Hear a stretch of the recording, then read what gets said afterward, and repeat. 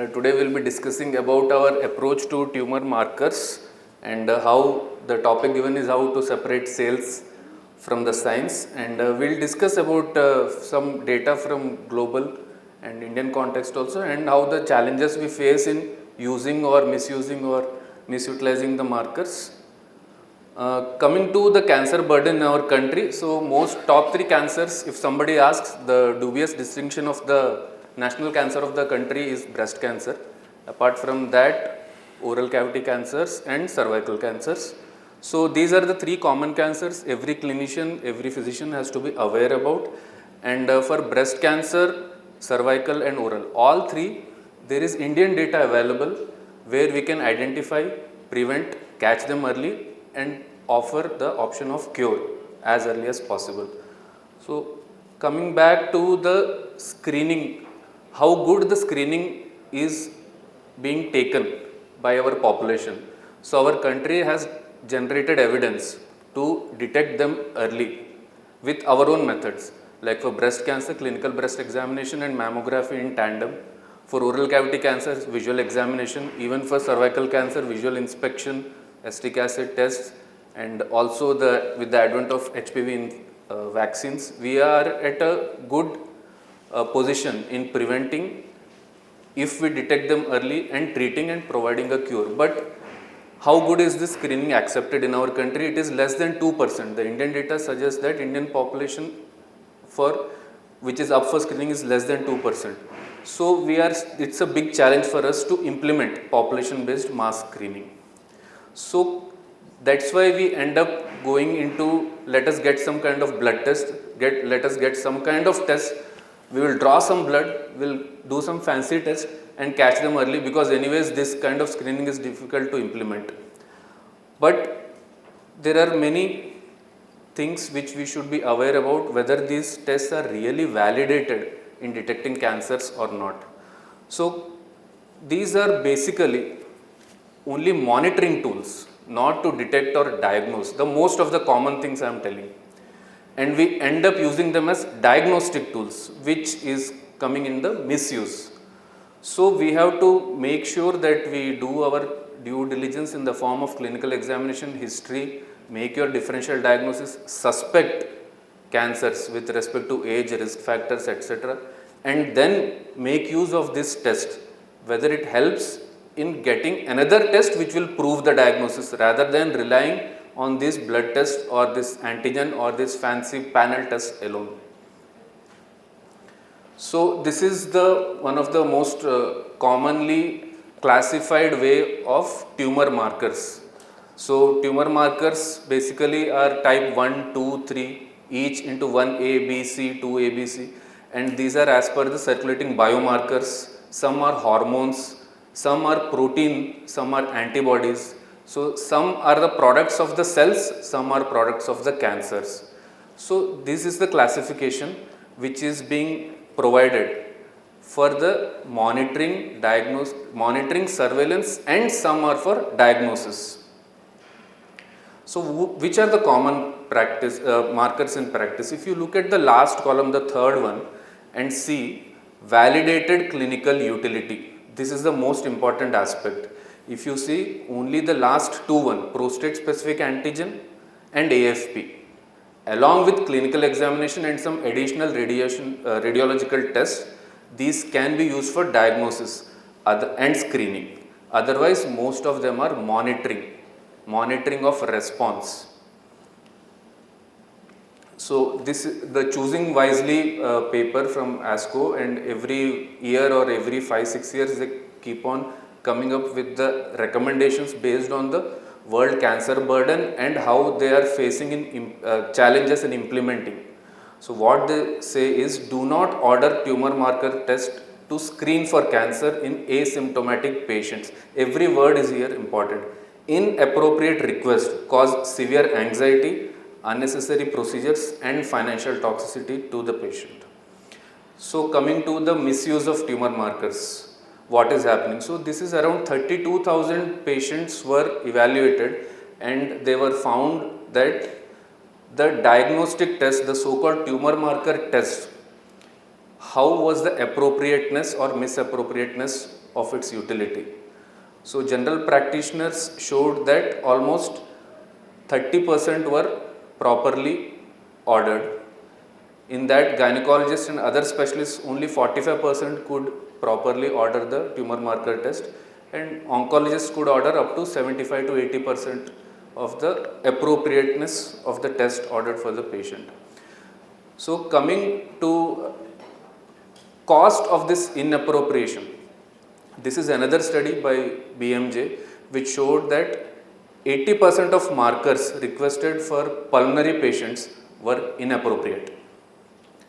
And this kind of figure coming to our country where the resources are less, it adds to the financial toxicity. Financial toxicity at the level of diagnosis itself is becoming a challenge, at treatment itself is a challenge. Add to it the financial toxicity at the level of diagnosis. So it adds up to our cost. So let us look at the actual evidence in these. So what are the harms of blanket testing? If you do randomly these fancy tests, what is the problem? False positives. We end up having invasive, expensive, unnecessary tests, chasing a cancer which might not be there. Then false negatives, false reassurance. You are in false security that this tumor marker test is negative, I don't have cancer. And overdiagnosis. Almost 20 to 30% chances of overdiagnosis is a problem, which leads to clinical harm, psychological harm, apart from the financial harm, of course. Let us see into the evidence-based screening. This is slight deviation from tumor markers. Tumor markers are different, screening tests are different. So in breast cancer, Indian evidence has shown that clinical breast examination and mammography, and as per the age, whether mammography, MRI or ultrasound, whatever it is, the combination, plus clinical examination history taking and risk stratification is the one which helps in early detection in breast cancers. But there are some fancy numbers, CA15-3, which have also come up in coming up in some paper that it can be used. But that is wrong. It should not be used. Cervical and oral cancers. Our Indian evidence has shown that oral examination, visual inspection will help in detecting early cancers. So trying to get a blood test, trying to get some antigen test, and you will detect early oral cancers, that's a wrong notion. One of the commonly used marker, CEA. Again, if you see to it, it is not a screening tool for colorectal cancer. The gold standard again goes back to fecal immunohistochemical testing and colonoscopy, and as per the risk stratification of the patient, but not CEA. CEA always helps in prognostication and monitoring of the treatment. So coming to the so-called multi-cancer detection tests which are coming up, and everywhere it is popularized that we will do a panel of tests, multiple cancers will be detected and everybody will be attracted to it. So one of the promise given is we will do some kind of liquid biopsy, we will do some blood test, and we will find out circulating tumor DNA, and it will be checking all types of cancers in your body and will give you a report.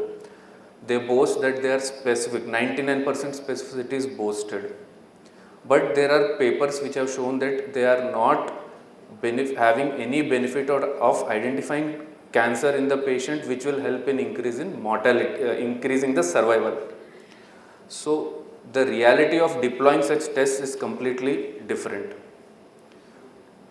The sensitivity is variable. The specificity as they proclaim is high, but only 20 to 60% sensitivity. We want to detect cancers in the early stage 1 and 2.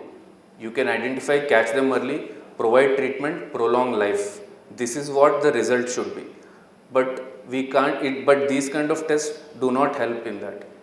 Unproven mortality benefit. There is no randomized clinical trial which has shown that this battery of tests will increase the survival.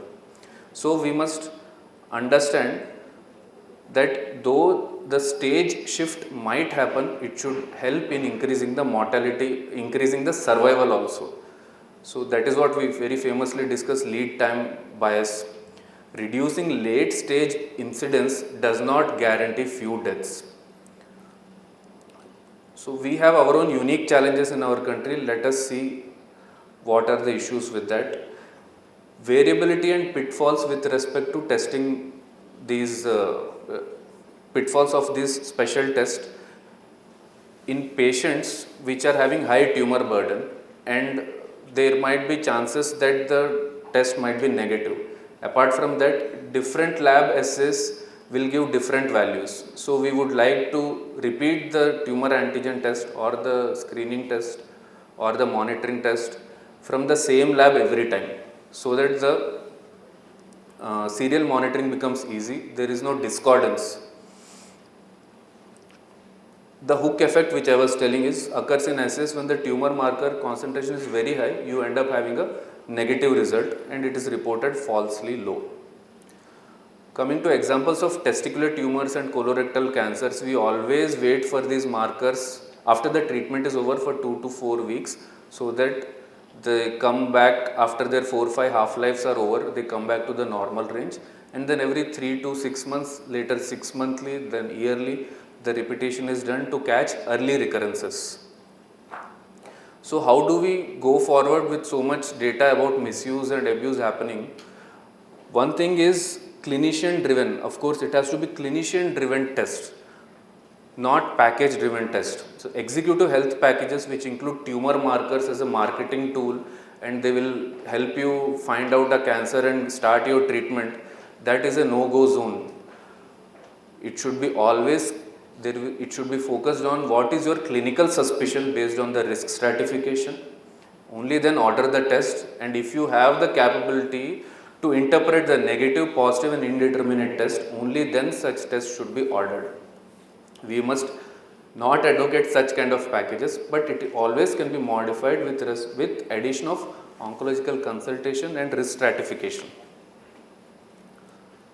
So judicious use framework, how we can formulate for this is, only order a marker if the clinical suspicion is already established. Do not go fishing for a diagnosis or chasing a diagnosis. Adhere to guidelines which are widely available. Consult an oncologist. They are always a phone call away. Discuss every point and then order the test. There is no harm in that. And always all screening guidelines and these societies recommend, apart from screening, you should always give cancer awareness. That is part of the screening. Patient education is part of the screening. So empowering clinicians basically by this talk was to help you understand and navigate through judicious use of tumor markers and not blanket ordering. Let us champion evidence-based medicine over market-driven anxiety. Thank you.